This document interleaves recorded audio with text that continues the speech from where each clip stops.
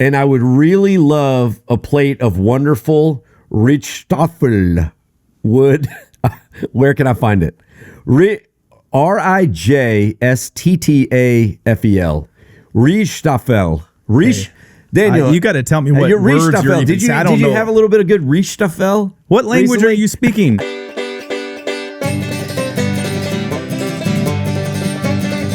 Well, howdy, folks. It is February 2025. You're listening to the Daytripper podcast.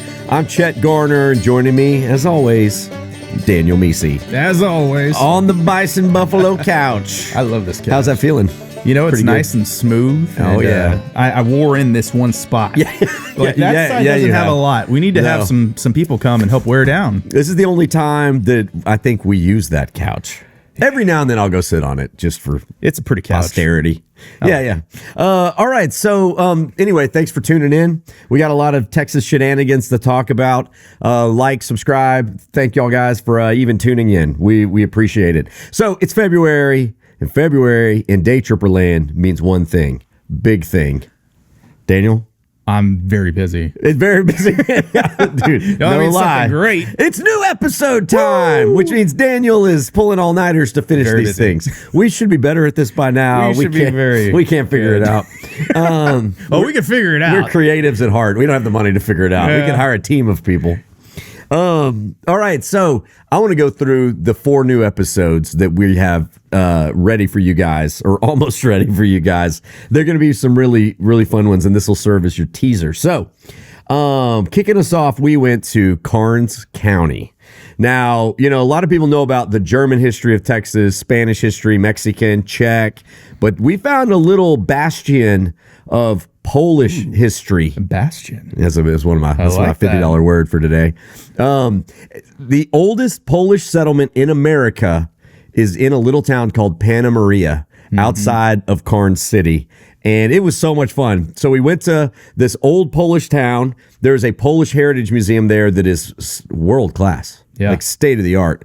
The old Polish church. Went to a Polish sausage factory. Did some Polish dancing. Not really. But it was a blast. It was so much fun. Daniel actually wasn't on that episode. I was going to say, this is the first episode that I have not been involved in production a long time. in about 40 episodes. I mean, pre-COVID, right? Pre-COVID. Yeah.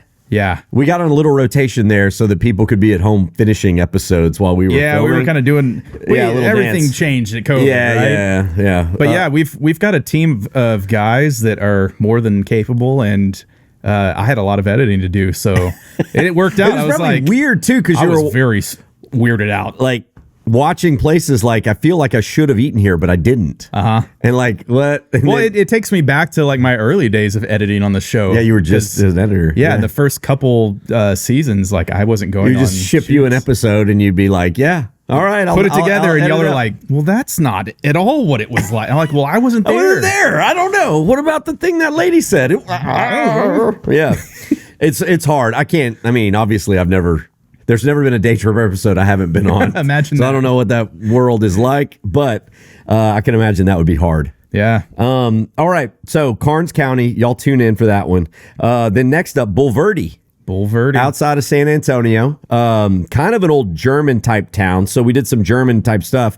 Went 9-pin bowling again. So fun. We've done this in Blanco, but we were sort of, that was almost like a gimmick. We didn't really do it. We sort of faked it. Right. This we We actually straight up bowled. Yeah, Yeah. straight up bowled. We took on the local team. And 9-pin bowling is like, this is the only places left in the country that 9-pin bowl. In the Texas Hill Country. And the way it's a diamond formation, right? Diamond? Yeah, I believe so. Yeah. And there's a red pin in the middle. And the red pin is kind of a gimmick. If you can knock everything down except the red pin, and it's right in the middle, you get extra points. But the funnest part about it is you play as a team, like a legit team. See, bowling is always, it's an individual sport. You may be on a team, but like you're really only bowling your frames. Right. Right? And you're kind of going for your own PR. But as a team, like if I leave pins standing up, Daniel has to come behind me and try to clean up what I left. Which I can't do. Which I can't. Yeah. So, but if you get 2 gutter balls, like that's it, and the next person comes and they get they've got to pick up where you left off. Yeah. What is it in golf? It's something scramble.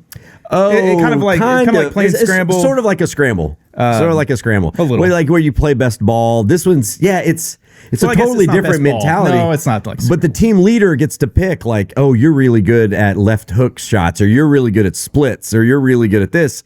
And you go in, everyone has to go each round, but you kind of change order up. It's fun. Wait, I didn't even notice that. Well, we didn't really play that way, but they were like, we just went in the same order. You could. Okay. But like, I was like, yeah, he sucks at that. We suck at that. We're all terrible at everything. So it's not like there's nothing strategic to do. It's but we had fun. Oh, it was a lot of fun. Bull Verde as a whole, like, probably one of my new favorite cities. Lots of cool things to do there. It was fun. Well, we had whiskey at Rebecca Creek. Oh gosh, one of the best sandwiches I've ever happened. It was a green apple, ham, and brie sandwich on homemade bread with jalapeno pesto and like a pineapple jam. Like you said it, Mount Rushmore of sandwiches. Mount Rushmore of sandwiches ever. Top sandwich, probably the best I've ever had. Good. It was so good. All District right. on 46. That was fun. That was really fun. A peanut butter jelly burger. And bats. Oh, bats. My gosh. I forgot about the bats. So we went to a place called Bracken Cave, which has 20 million bats in it. Insane. And we've seen bats before, but this was different. Yeah, blew it out of the water. This was different. I mean, because you stand underneath this. It's a swell of 20 million mammals coming out of a cave. And the cave is not big. No, like, it's not that. But what's crazy, and they said it many times, the largest concentration of mammals in a specific spot in the world. In the world. Uh-huh. That includes every mammal, including people humans. In Tokyo. Yeah. Or China, wherever. Oh, gosh. Like, so crazy. So crazy. So make sure you tune in for that. So much fun. Next up is Plano. We finally visited the famous mansion from the TV show Dallas. We did. Which is not in Dallas. It's actually in Plano. Which was funny because like we got a 20-something-year-old named Luke. Love him. He shoots. He had no idea what Dallas even existed. Not a clue. Yeah. Not a clue. Nothing. Like I was born in 84. Obviously, it was on, as I was very young. Yeah. But even I know to ask the question, who shot JR? Who shot JR? Yeah, it's like I've seen reruns of it. Like I grew up with it on. I mean, in pop culture, I wasn't the demographic. Dallas, but yeah, I knew that Who Shot JR was like a TV moment. And I kind of felt like, well, doesn't everybody know of the show called Dallas? Yeah, it used to be. No, not a clue. Right over his head. But it was fun. The tour in the ranch is obviously fun. What else did we do there? Had great food, burgers. We did like a zip line course, and we went foaling. Man, so this is the season of bowling. I know. So bowling. Bowling is football bowling. So you set up pins like bowling, but you knock them down with a football. And you're on opposite sides like cornhole. It was so much fun. And you would think it would be way easier. Dude. If you know how to throw a football, you're like, this will be easy. It is not easy. No, it's not. It's hilarious. There's nobody there to move and catch the ball. Yeah. If I throw a ball to you, I only have to get like a 3-foot radius, right? Yeah, because my hands are going to move. Even if I don't move my feet, I've got like a big wingspan. You're trying to hit one pin in the front. Yeah, just a tiny. And it's like 25 yards. It's impossible. Away or something. Something like that. It's far. So, it was a blast. Y'all tuned into that one. And then finally, to close out February, Jasper, Texas. Jasper, Texas. We talked about it forever. We have talked about it forever. And I grew up in Southeast Texas. Jasper was real close. So we knew Jasper, been to Jasper multiple times. And then, of course, the tragedy of 1998, the killing of James Byrd Jr. happened. And the whole world started to get real scared of Jasper. Yeah, like it was the city itself that did something horrible. Yeah. I mean, obviously a terrible tragedy. The city, in a lot of ways, their reputation still hasn't recovered because people blamed Jasper for the killing rather than those 3 awful human beings. Which weren't even from Jasper, I don't think. Or they didn't live there. They were like transient. They were out of prison. They were an absolute racist mess. And so Jasper's a wonderful town. Wonderful people that we talked to. And had a great time. It was culturally diverse. Oh, totally from culturally what we diverse. interacted with. I enjoyed it a lot. And we've talked for many, many years about going there and always had a hesitancy about, well, how do we approach this? What do we do? Yeah. And I think we did everything the absolute perfect way that we could. Because we do talk about history, both far history and then the recent history that's not as fun to talk about. But that's what we do. We travel Texas and we show everything. And it's going to be a good episode. It's going to be fun. One. And we want to make sure that people realize, like, when you hear Jasper, don't shudder. Like, the people there are wonderful. And it's open for everybody. Yeah. A lot of wonderful Black-owned businesses there that are very proud to be in Jasper. And that kind of makes people go, wait, but I thought Jasper was dangerous for people of color. Like, it's just, there's so many stereotypes of that town. I think we're going to do a good job busting them up. Yeah. All right. So y'all tune in. February is coming up. It's here. Never mind. It's not coming up. We're here. Well, today's the first. Yeah. All right. So let's pause and thank our sponsor right off the top. Daniel, have you ever wanted to travel Texas like the Daytripper? Well, now's your chance. All right. Don Hewlett Chevrolet has over 150 Chevy Silverados in stock. That's a lot. That is a lot. 150. And they're making deals, folks. And the current incentives from GM is $8,500, $8,500 off a Silverado. That's monster. Dang. Well, you hadn't seen incentives like that since before COVID. I was going to say, that is like that's huge. Okay. All right. The Silverado, obviously, enhanced towing capacity, off-road features. We drive a Trail Boss that is a beast of a vehicle. Spacious cabin, storage solutions, all variety of trims. If you guys are in the market for a truck, Silverado is the one to go with. I love a Silverado. Like, I mean, that was my first vehicle.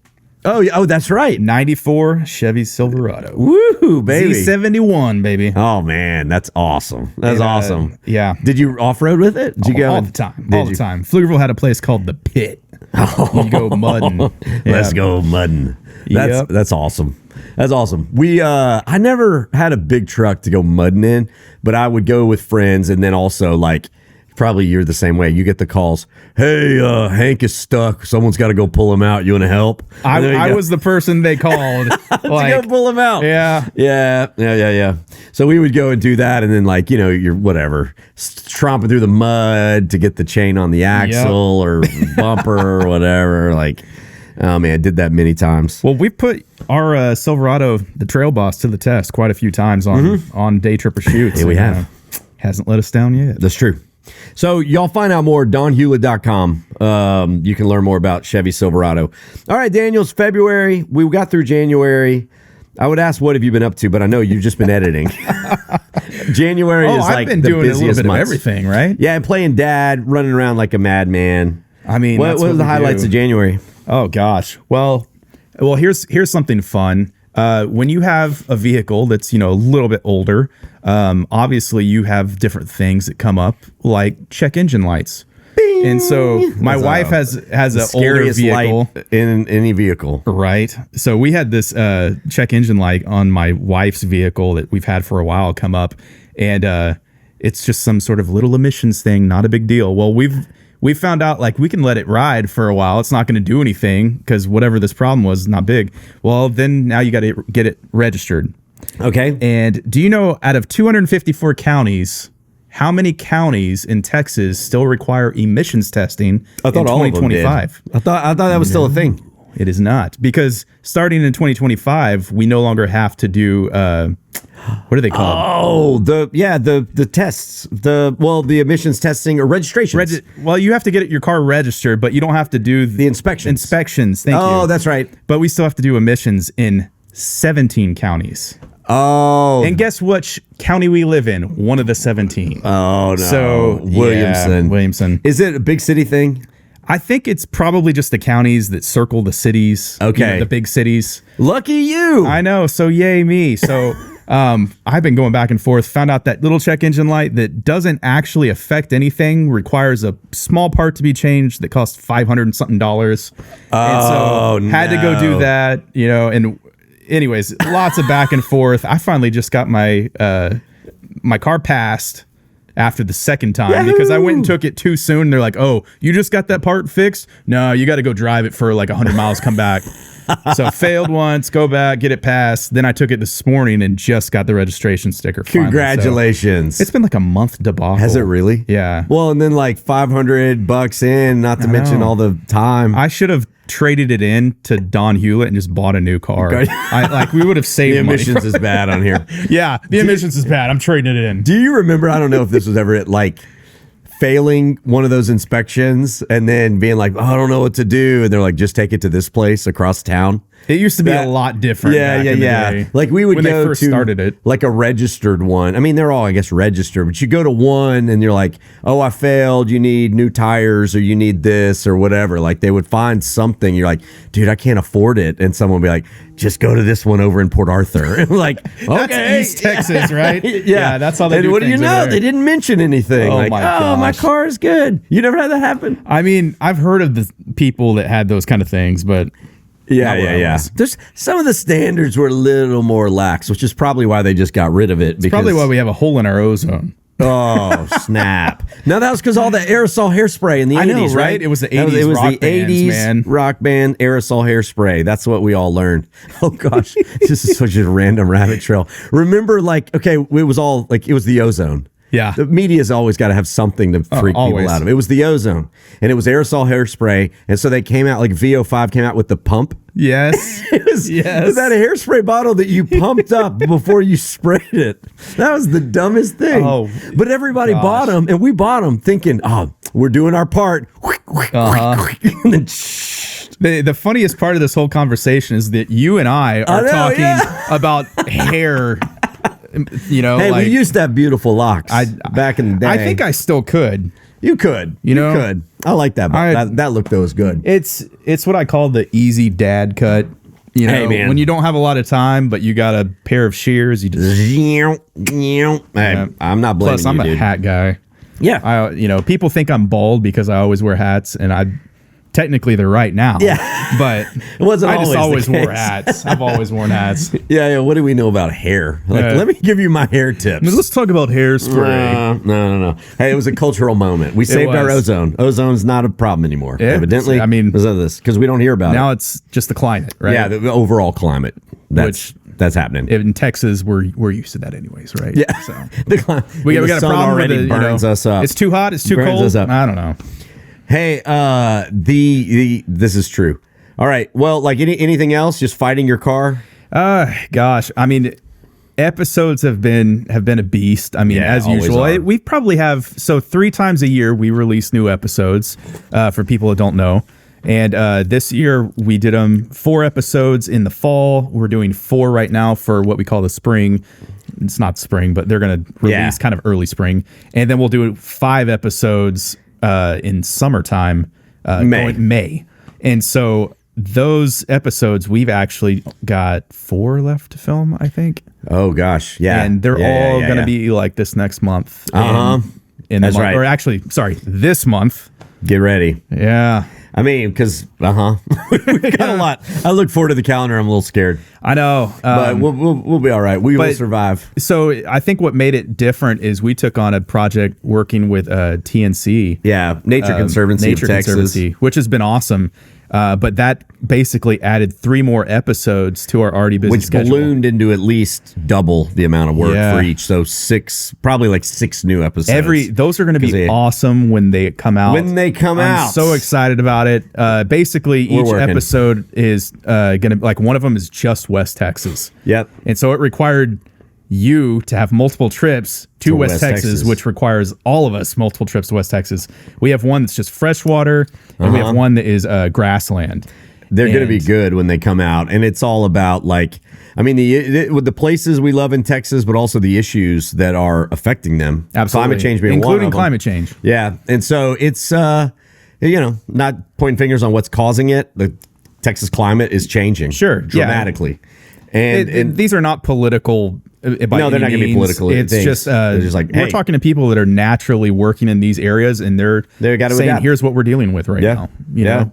Marfa, we went to talk to a person in Marfa. Marfa's used to like 14 inches of rain annually. They're down to like 4 or 5. Yeah. And so there's no green. What do you do? Can you run cattle anymore? Like what if it just stops raining? Right. In that part, like the cattle operations go away. You got to use groundwater. Like, what are the issues? Like, there's a bunch. Yeah, and then when you say I'm going to use groundwater, well, where's it coming from? Other than just the ground, is it going to affect the people upstream? Right. You know? And then if you put a dam up basically and do something where you're sucking all the water out, what does it affect downstream? Now, all of those people, you know, they're not going to be getting the water they need. So, and then not to mention, rain feeds the hay, the ground. If there's no forage for the cows on the ground, you got to buy feed. Well, if you got to buy feed, your costs went up astronomically. And so that's when you start to see all these ranchers sell their cows, because it just no longer makes sense, because I've got to spend X amount on hay, and the animal's only going to be worth Y, and you know, no longer becomes profitable. So, and this is stuff, I mean, ranchers have dealt with these kind of things for, you know, centuries, you know, like they understand a lot of the ups and downs of the ranching world. But now I think what's cool is you're able to get a little bit of science in to help with the ranching, you know? So like ranchers are able to see, well, I've always been told by my great grandfather and down, you know, the line, like, you got to do it like this. Well, now they're able to see, like, well, here's why that has been working, or here's something else you could do to that to make it even better. Yeah. So we're in a new age, new age completely. You know? And you know, we didn't start tracking rainfall in Texas till like late 1800s. Right. So we're really only relying on like 120 years of data. Yeah. Which in the grand scheme of things is not much. No. I mean, we can see the trends over the last 120 years or so have been trending down with some spikes and some dips and stuff, but just overall. And so, like, okay, well, what does that mean? Does it come up later? We don't know. We don't have the data. I looked at my farmer's almanac. Yeah, right. It says that full moon today and every 5,000 years it comes back up. So hang in there. Like, oh my gosh. Well, all right. While we've been doing stuff, I didn't even talk about what I've been doing. The one thing I was going to mention, I got to go to Mexico in January. You did? I did. I got to go to Mexico. I felt bad. You were editing at home. I was in Mexico. You had to bust your butt editing before you went. I did, yeah. So it was kind of like, you know, whenever you're running the baton and here's your turn. All right, I'm going to Mexico. Yeah. Now I'm back. Like, run. That's how we do it. Dude, I think I could move to Mexico, though. Really? I think I could. Not like... Oh yeah, I mean, we went to an all-inclusive resort. Yeah, someone making all your food and stuff like that. But like, man, it just but I've always been a beach person. You know, like to live in proximity to the coast. Yeah. Ah, man, I think I like to visit Mexico. Some of the most beautiful places on earth are down there, and it's right there. It's like right. It's a two-hour flight. Yeah, that's crazy. You just, boom, you're there. So anyway, we got to move on. I can talk about it. Well. Of course, I would never move away from Texas, but like if I disappear, I could be in Mexico. It's probably in Mexico for forever. So, you know, while we've been doing stuff, Texas has been too. All right. Meanwhile, in Texas, Daniel. While you've been listening to this podcast, lots of stuff's been going on in the Lone Star State. This is Meanwhile in Texas. I'm going to let you go first. What kind of crazy story did you find for us today? Well, you know, normally you hear crazy stories in the country and it's like, oh, that's a Florida story, right? It's like, Florida it's always man. Florida man. Crazy. Well, if it's in Texas, it's got to be in Harris County. Because it's always Houston related. Like, I mean, it's either East Texas or it's Houston. Like, it's one of the two, basically. Absolutely true. You know, Austin may be weird, but the craziest things seem to happen. Not like that. Yeah. So here's what they're dealing with right now. Apparently, there's thousands of defense lawyers that were put on notice because of a rat infestation that could affect all of their clients. Because apparently there is a bunch of rats in the court documents, all the stuff that's in storage. They said there's around 1.2 million pieces of evidence and about 400,000 pounds of marijuana that are being eaten completely up by the rats. Oh, no. God, these are going to be some weird, chilled out rats. Just, hey, well, they made a point to say, Houston Mayor John Whitmire says, the rats are the only ones enjoying it. Yeah. Just so you know, it's only the rats. The rats are having a good time. What they didn't say is that Bill, they call him a rat. No, Bob, he's a rat too. Bob. No. The rats. rats. Yeah, I don't know where it went. know. Okay, so like this evidence that's super important in all these criminal trials is just getting eaten. I mean, it's kind of crazy, but we actually do hear stories every once in a while about like courthouse fires or floods, because it's always in the basement. You lose right? evidence, yeah. These old courthouses, which Harris County's, I don't think is. No, it's not. They've got an old one, but they also have some fancy new ones too. They got So I don't know where where do they keep actually the use- old documents? But usually it's in a basement, and so there's always super something going dingy. on.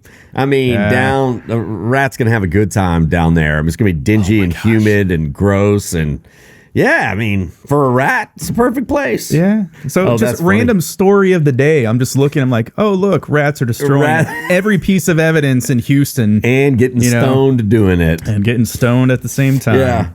All right, so I found you this. This is find? more of an inspiring story. Okay. You're never too old, Daniel, to win a gold medal.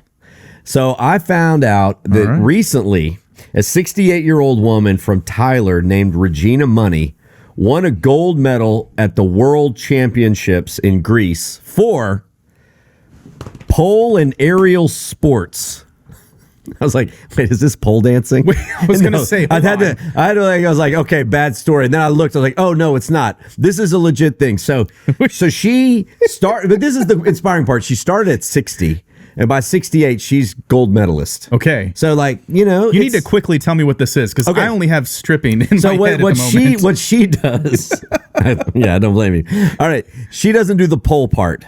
Okay. She does the ribbon part, which doesn't sound as bad. Okay, have you ever seen those like Cirque du Soleil people? They hang the ribbons from like a 30-foot ceiling. Oh, and they then they're roll flipping themselves down. up. Yes. And then they roll themselves down, and they do all Okay. these cool moves. That's what she does. Okay. And they'll roll themselves up, and then they'll let go, and you're like, She's gonna fall. They're gonna die, and then they stop like Tom Yes. Cruise in Mission Impossible, right above the Exactly. ground. Like that's what she does. Okay. And she's the best #1 person in the world for it, evidently. So Regina Money, Gold medal. I mean, yes. So I looked into it. The pole part is something I'd never seen before. Imagine like a 20-foot pole, but not attached at the base. It's attached at the ceiling on a chain. And so it can swing back and forth.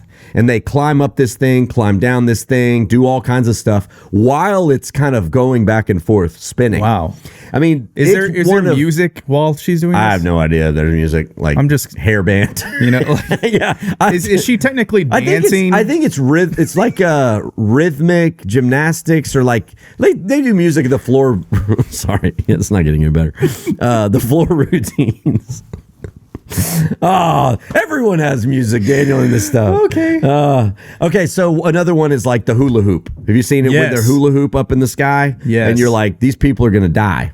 Yeah. And then they don't. And then they don't. So they're trying to get these into the Olympics. Okay. And if you watch the dumb ribbon hula hoop dancing at the Olympics, this is way better than that. Absolutely. So we're pulling for this to go to the Olympics. And Regina Money, get it there soon, and she can win a gold medal. Yes. Regina, she'll be you in her bring pole 70s. dancing to the Olympics. Let's go. I mean, It's what it is, pole but swinging. it's also not what it is. Not- pole it's not swinging. dancing, Pole it's swinging. Look it hanging up. on- Look hanging it on up. Just pole. be very careful with your search terms. All right. So, all right, let's jump in. This month in Texas history. These are fun. These are fun segments. So, let me paint you a picture, Daniel. Paint. It's Let's go. February 14th, 1882. Okay. The Southern Pacific Railroad is moving through West Texas, laying tracks as fast as they possibly can. On Valentine's Day. Well, on Valentine's Day, they decide, hey, this looks like a good spot for a town. And they founded the town of Valentine, Texas. That's I didn't right. know that's how it came to be. It was the railroad was working, and on the 14th they said, "There's a town, boom, right Valentine. here." Yep, Valentine, Texas. And so it became a local shipping point for cattle ranches. The population peaked in the 1910s, about 500, and I looked today. Its population sits at 67. 67.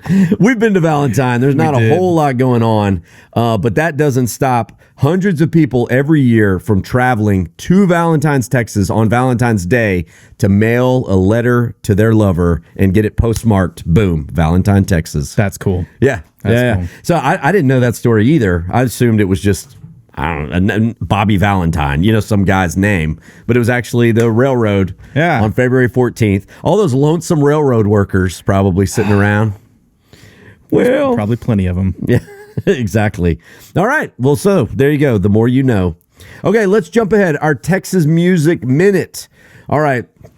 So this is an artist that I've heard a lot of murmurings of, but I've never really listened to too much of him. This was a good excuse to. Okay. So his name is Randall King, and there's a lot of Randall King fans out there. I know it because I'm friends with some of them who told me about him the first time, and we saw his name on that wall in Canadian of all the people who've gone up there. So he's a 34-year-old. He's from Hereford, Texas, which is up in the Panhandle. He has always wanted to be a musician. He started out at Texas Tech, flunked out of his classes. He was called his parents, this ain't for me. And instead enrolled in South Plains College to learn music production. Okay. And that just led to one thing after another. And now he is a rising music artist. In 2024, he released the album Into the Neon. And this was his description. If you took an old 1800s bar, dropped it in the Grand Canyon at night, and sipped a tequila old-fashioned under the stars, that's what this record sounds like. Okay. Nice. All right. That's a pretty epic description. Do you hear the drop of the piano into the Grand Canyon? Into the Grand Canyon. Since he said drop it in the Grand Canyon. A little ice, clink, clink, clink, clink, clink in the glass, sipping it. Have you ever had a tequila old-fashioned? They're great. I don't think I have. They're good. They're really good. So you just put bitters in tequila? Pretty much. And just a little bit of sugar. Just make it exactly like you would make a whiskey one, but with tequila. You got to have an aged tequila. Don't do it with Blanco tequila. Do it with an Añejo tequila. And they're great. All right. So Randall King is playing the Two-Step In right here in Georgetown in April, which is one of the reasons I was like, I need to know more about that guy. And here is his song, When My Baby's in Boots.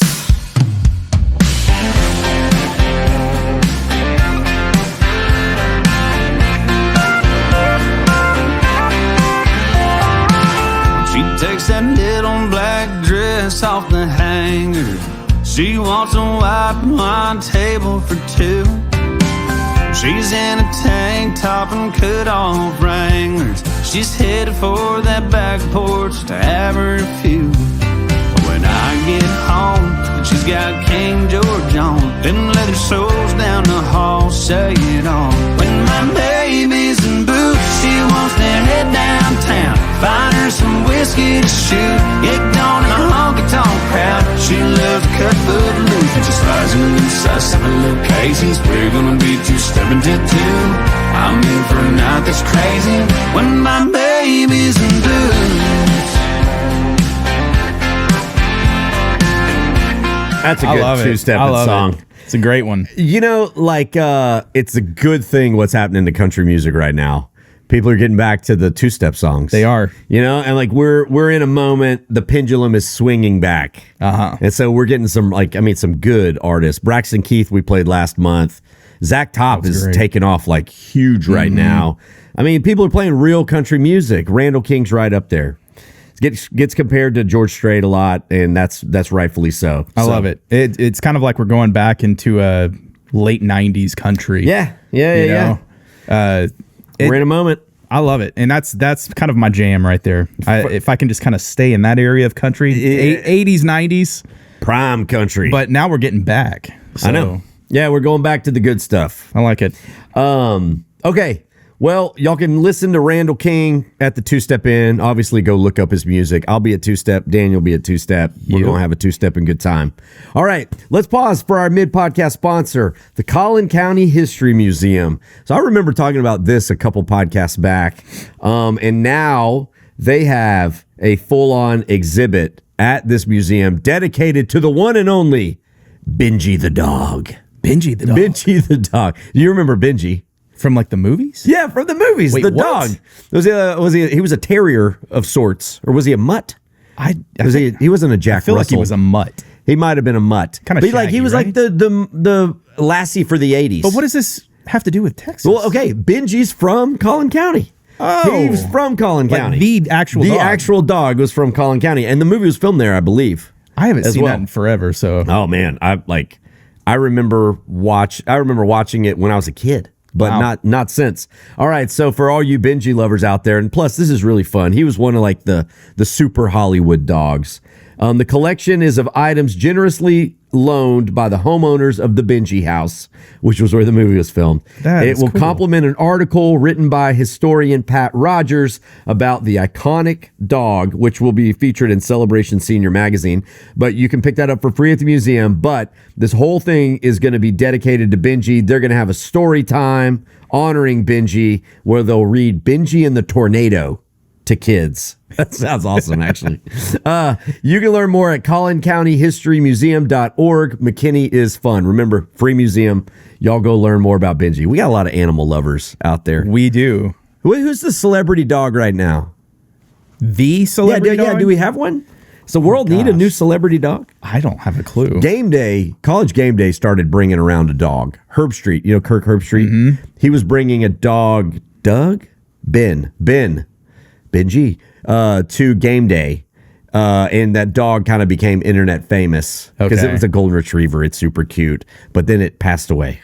So now he's got a new one that he's bringing along. But that's the last dog I can think of. Like, I can't think of a dog. Disney movie Bolt. Remember that was one, but that was an animated dog. That's not doesn't count. You're talking about an actual dog. Yeah, like Lassie. What modern dog do we have in Lassie, Benji's, reign? Who's filling that for us right now? Are we really doing as many of those animal movies? Like the 90s were full of movies with animals that would talk. Yeah. Or do things that are not realistic. That's true. I don't know if we have as many. Grumpy Cat? What's that? Grumpy? Cat? Yeah, that's a real cat. That is a real cat. Yeah, the internet's weird. We got too many dogs doing tricks on the internet. Yeah. Maybe that era is done. Benji was the last of the great TV dogs. Maybe so. Possibly. Until someone comes out with a new TV dog that captivates the world. All right, let's keep moving. So, questions from the back seat. Are we there yet? Hey, can you pass me the snacks? When are we gonna stop? I gotta go. All right, this was a fun one, Daniel, that I had to look up. It's from Yvonne Green. It says, my dad tells a story, and I'm wondering if it's true. Can you look it up for us? He said the reasons why white people or Anglos are called Gringos is because of cowboys. They would sit around the campfire at night and say, well, I'm gonna start it. Why are we called Gringos? Any idea? Because we're white. Because we're white. I don't know. But it's a slang term, right? Yeah. Well, so it means like white boy, right? Yeah, white boy. Or is that just kind of what it would like non-Hispanic? It doesn't translate to that, but I think it can sometimes be derogatory. It can sometimes be affectionate. Oh, you're just a gringo, which is fine. It's somebody who doesn't really know what they're doing, I guess, right? Yeah, usually a white person who's sort of like acting super white around Hispanic people. Like, I don't know. What is chaboy? Okay, like, gringo. You're a gringo, yeah. But like, it's not like a bad word. There's Mexican restaurants called gringos. Sure. And so she wanted to know, like, where does it come from? Okay. And she says this story in her email, and it made me think. So here's what it says. It says, we got the name Gringo. Well, I don't know if she's Gringo or not, but this is what it says. Cowboys would sit around the campfire at night and sing a song, Green, grow the rushes, grow. Green, grow the rushes, grow. The Indians, in the meantime, had snuck up just outside the outer light of the campfire and thought they heard green grows or gringos, and therefore that name stuck. Is there any truth to the story? Turns out, yes, there is. Really? So, yeah, I was looking into it. Now, it wasn't Indians that saw these cowboys at the campfire, but the name originated in the 1840s during the Mexican-American War. And so you had cowboys and soldiers, the soldiers specifically, who evidently would sing this song, Green Grows the Laurels or Green Grow the Rushes. And when they would march into these Mexican towns, they would sing it because it was sort of like a popular marching song. Okay. And so the name stuck. Here come those people who sing Gringos. What? Is it, so that's a legend. There's a few more. But evidently that does have some truth to it. But it had more to do with soldiers as we were fighting the Mexican-American War. And, of course, Mexican families would see the soldiers. There was a language barrier, and they would just hear Gringos. Gringos. Never heard that. I know. Never So heard that. there's also the Spanish word griego, which means Greek, griego. And Spanish phrase, like, it's Greek to me. Like, I don't understand. That's Greek to me. And that got translated over into gringo. Any foreigner, Greek. Yeah, Greek. They're Greek. There's another word, peregrino, not the water, peregrino, which means pilgrim or foreigner. I didn't have a chance to verify that, but sounds right. And then another thing that says American soldiers in the Mexican-American War wore green uniforms. And Wait, did they? I don't think so, remember but this them. was a story. They wore green uniforms, and as we went into Mexico, the Mexicans would yell, "Green, go home! Green, go home!" Because we Okay. were wearing green. I don't know. So green, go. It's something to ponder. Evidently, it's a bit of a mystery as to where it actually comes from. But Yvonne, there is some truth to the story because those were famous songs that the soldiers would sing. Green grow the rushes. Crazy. I know. Crazy. Right? Kind of fun. All right, moving on. Stephanie Brady Smith wants to know, where is the best place in Texas to see Art Deco buildings, houses, and architecture? I actually knew this one off the top of my head. Where would you say? It is the largest collection of Art Deco architecture in the world. It is Fair Park in Dallas. So most people think of the Fair Park, right? Just for the state fair. You eat all the fried food, see big techs, ride the Ferris wheel. But if you look up and around, Yeah. the buildings are some of the most amazing Art Deco architecture in the world. And this is the largest collection under single ownership in the entire world. So go to Fair Park, just not during the fair, and they do tours of it. And you know what I mean? Art Deco, for I know, those that don't yeah. know, it's like that Rockefeller Center look, like that old 1920s, 30s New York. Norman Rockwell, not really. It's more square. You got the Eagles. What am I thinking of? The famous movie, Citizen Kane. You know, Okay. like, New York, Rockefeller Center. You that can kind of- Google it. Google it, Art Deco. There's a lot of Art Deco courthouses, too. Tons of them. Yep. All right. Next up, this was also fun. Jana McDougal Rook. I can't find any Dutch-Indonesian in Texas, and I would really love a plate of wonderful Rijstafel. Where can I find it? Rijstafel. Rijstafel. Daniel, you got to tell me what you're words you're Rijstafel. even Did you saying. I don't know. have a little bit of good Rijstafel? What language recently? are you speaking? I think it's Dutch, but Wait, it you might said be Dutch? Indonesian. Indonesian? Which I was real confused when I got this Is question. that not two different places in the world? Yes, it is exactly two different places. You got the So- Netherlands and Indonesia. How does that work? Opposite sides. All right, so I had to look this up. Rijstafel, and I didn't even know what language that's from. It means rice table. So it's a dish. And here's what it looks like. You get a big hump of rice in the middle, like a clump of rice. Okay. And then all these like little bites around it that are supposed to be sort of arranged in a way to give you different flavors, different textures. Some are hot, some are cold. There could be curries, pickled vegetables, soups, rice, fish, coconut. It's meant to be multiple dishes that provide a harmonious dining experience, whether sweet, bitter, sour. They're supposed to be balanced, different temperatures and textures, crunchy, smooth, soft. I'm like, okay, it looks delicious. So imagine a big old platter, hunk of rice, and then all these things around it, like tapas or appetizers. Okay.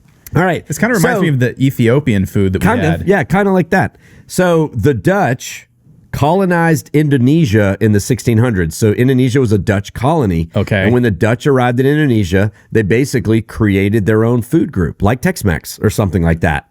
And so Rijstafel is these Dutch Indonesian rice table dishes. Okay. And guess what? Last year rather, but like end of last year, a new Indonesian Rijstafel restaurant opened in Round Rock called Satay. Let's go. Are you kidding yes. me? Yes. I found a couple more. There's one in Harker Heights called Arepita. There's one in Dallas called Bali Street Cafe. And there's one in the Houston area called Warung Indo. You up for it? Let's do it. Next podcast, we're going to report back on the delicious Richtafel that we ate. Let's do it. I mean, we're going to need to record this. We'll send it to Yvonne or Jane McDougal. So, wait, what if it's not good, though? You learn something new every day. There's no way this is not good. I look at it, it looks delicious. Like a curried rice and a chicken satay on a skewer. Okay. Like, marinated grilled chicken. I mean, come on. Man. And then like a couple little pickled vegetables and stuff. I'm all about that. Let's do it. All about it. All right. Thank you guys for sending in questions. Remember, you can always do this. contact@thedaytripper.com or podcast@thedaytripper.com, or leave a comment on this podcast on YouTube if you're watching on YouTube. All right. Fan rants and musings. Hey, Daytripper, I got a bone to pick with you. Oh my goodness, it's the Daytripper. We love your show. Daniel, we had some people who took issue with you even giving any credence to this drone phenomenon that it was real. Really? Yeah, that this was UFOs. Well, we both did. We both want to believe that the green people are coming in. But we have a Micah Calfee. Okay. Who says, I think all those drone stories are just a bunch of, quote, hoo-ha. Hoo-ha. Now, this was a nice email. I don't mean to say they weren't like badgering us that we're idiots, but they were saying, look, this is how it is. This guy was a firefighter for 32 years. He's like, I know a lot about drones, but the general public doesn't. In the 90s, we would get dispatched to a helicopter crash that was just a crashed aerial drone at the time, because people have trouble telling the difference between some sort of radio-controlled aircraft in the sky, and they can't tell how far away it is. Mm-hmm. So it's small and drone-sized. It's just a lot closer than you think, and it's not way off in the distance. So they said, that's all this is. It's drones with amazing maneuverability, modern LED lights that look like UFOs, even at night, but you can fly it, out, and it looks like it's way off in the distance and huge. It's actually a lot closer and small. Flashing lights, it'll easily freak people out who don't know what they're looking at. It looks 100 yards away, but, it looks miles away in that it's enormous. You might also consider, people fish with drones at night on the coast. Drone fishing is becoming really big. I didn't know at night. I guess so. Didn't know this. Interesting. So they said, the more you know, thank you. That's all it is. It's drones. This was, what do you know? After flying one of these drones around, why don't you go take a break and go make some crop circles? I don't think this person's not exactly a conspiracy theorist. Well, clearly, I mean, come on, you got to have a little fun in life. I know. Got to leave your mind open to at least a little bit of the unknown. See, I'll be honest. I never really thought that it was something otherworldly. Okay. My thought is that, and maybe I'm not thinking as much about the Texas stuff, but up in New Jersey, it was weird. That's a government thing. It's got to be, huh? I think it's a government thing. And you know what I've heard since that last podcast is I've heard people saying there's only one reason to fly at night if you're not doing, stuff like what we hunting, fishing, that kind of stuff. Okay, yeah. It would be to use some sort of heat radar, right? What is it called? Like a heat sensor, a thermal radar. Thermal sensor. So what would you be looking for? People? It could be people. Animals? It could also be something aliens. Nuclear. Oh, nuclear.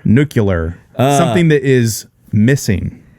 Oh, they're trying to track a nuclear warhead? Something that maybe slipped out and slipped away from the government somehow. And now they need to figure out where it is. It's a little worse than misplacing your keys. Well, this I'm just hearing things. Daniel's got his nose. Your friends at the Pentagon called you. If they would not have told me that. Yeah, very true. And if they did, I would not be saying it now. Right. No, I just you hear things. So, I don't know. I hear all these government conspiracies with the drones. Because the bottom line, they are not able to or they haven't been able to jam the signals unless they're not trying because they're theirs, right? It could either the problem is that they're not radio controlled, which means it's not a person doing it. It was pre-programmed. Okay. Or it's the government. That's true. A different government, maybe not our government. That's the possibility too. It could be another. That seems to be what a lot of people are thinking, that this was China surveilling us or just having a show of force. Yep. To be like, look, we got stuff that y'all don't know about. I don't know. I even heard something recently about an anti-gravity device of some kind. Whoa. And, there's a lot of ties that go back to the guy with the Tesla truck and what happened in Vegas. Oh. Dun, dun, Have you noticed a lot of that stuff that was swept under the rug and we haven't been talking about it since? Yep. So government, man. It's all going to come out. It's We're going to have the point. big reveal. It's happening. We're going to space to trip with the aliens. That's my role. I'm gonna hope they're friendly and they'll ride shotgun with us for a little while. All right, this one comes from Brenda K. Stewart. She's not happy. Your road crew failed at Galveston. Ugh, but it also failed at Nacogdoches too. But I don't know. Some low scavengers just be guiding you. Obviously, you know nothing about either. Scaling through bits as you found. Try asking a personal development like myself. Ooh. A true guide knows the way. She's a personal development. I don't know. Is this one of them Oklahoma people? The insults that come with the bad grammar are the best. And the spacing's all off. The capitalization's all off. But she evidently knows a lot about Galveston, and we didn't ask her. Hey, you know what? I'm just going to give her the benefit of the doubt and throw this out there. It's been a long time since we filmed Galveston. It's true. And Galveston's due for another episode. We almost did one this year. I thought about it. I don't know specifically what she's talking about. Well, we did it dirty, evidently. We asked some low scavengers be guiding you. Yeah, gotta watch out with little scavengers. You need a personal development. That's what I need. All right, personal development. A personal development. All right. Moving on. This one's kind of fun because this is something that has come up a lot, and it's weird how you approach it because you got two people at opposite ends of the camp, and you whatever you say, you're going to offend one of them. Okay. We're talking about dinosaur footprints. Oh, we offend people all the time. All the time. Megan Dunlap wants us to know dinosaurs are not millions of years old. The Earth is only 6,000 years old. Dinosaurs walked with man. Don't you know this? I love your videos, but I just don't agree with the millions of years. Genesis shows you we walked with dinosaurs, and the Earth is not millions of years old. God bless you. You know, creationists. This is something that I think a lot of Christians would probably struggle with, even like talking through some of these things, because I don't think, to my knowledge, I don't think the Bible has very specific details that will let you know that there were dinosaurs that Steven walked Spielberg based Jurassic Park off of Leviticus. Okay. No. So, like, I mean, clearly, you can look at the Bible, and it can tell you. You can have the evidence to say the Earth is only 6,000 years old from the Bible. Sure. A little bit of a stretch in some of those things, but you're looking at the lineage of the people throughout time. From Adam to Abraham, how long it said this person lived. But then also you have to, there's so many things you have to take into account, and with a grain of salt. Sure. Things to be taken out of context. It is. The dinosaur references in the Bible are real blurry, if that. Behemoth and Leviathan and some other stuff like that. Mm-hmm. And so this is one of those weird things. I'm not totally in the camp that, dinosaurs were at all what we think they were. I mean, we're just now learning that a lot of them had feathers and different stuff that we're like, whoa. And so we're getting a lot of data because our science gets better, everything gets better. And so we're learning, like, we're gonna be wrong on a lot of stuff as time shakes out. Like, is the Earth 6,000 years old? Is it millions of years old? The science isn't there like quite to nail one of those down. And so if we say dinosaur footprints are millions of years old, the young Earthers are going to be mad, and vice versa. We're gonna see. So, I mean, it's a big mystery. And I've looked into it. The Bible can be interpreted to support either. Sure. Yeah. I mean, people can cherry pick data to support whatever they want. Sure. And the thing is, I feel like us as a Texas travel show, we're going to show you where the museum is. Yeah. And then we're going to show us having fun in it. And then you go there and you do what you want. Right. Because I'm not going to say, hey, and then go read this exhibit because it's factual and 100% correct. Like, I mean, carbon dating is a theory. It is. And It as is. much as people say, no, it's fact. Well, you haven't been around for 1,000,000 years to verify it, so it's not a fact. It's a theory. But I still look at things and say, hey, that dinosaur was around 10 million years ago. Sure. Like, well, remember the Creation But was it? Evidence I don't Museum. know. Creation Evidence Museum did have a human footprint and a dinosaur footprint on the same rock. they did. So they're finding all kinds of human footprints in stone in White Sands, New Mexico. That Well, it's not just that they're both there. It's the fact that the dinosaur print was pushed onto the human things. print. Well, just the fact that they're there is amazing. The fact that they're there is amazing, but when they can yeah. tell which one went, They say the dino Second. footprint was second. that's when you're like, hold on a second. So I mean, yeah, we're gonna learn a lot. I would just say this to everybody: keep an open mind. Yeah. Keep an open mind. And that keep an open Obviously, mind for I both believe directions. The Bible. I believe the Bible. There's a lot of poetry, beautiful poetry in the Bible. So, like, what are we gonna do with it? Let's keep an open mind. All will become clear. It will eventually. Yep. All right. Well, that wraps up the podcast. Thank you guys so much for listening. Thank you, Don Hewlett Chevrolet, Collin County History Museum. Thank you, Alex Fort, for mix mastering over here as the producer. Y'all join us next time. We'll see y'all next month. Remember, comment, like, subscribe. That does so much to help us out. All right, Daniel, say your goodbyes. Bye. And vaya con Dios, amigos.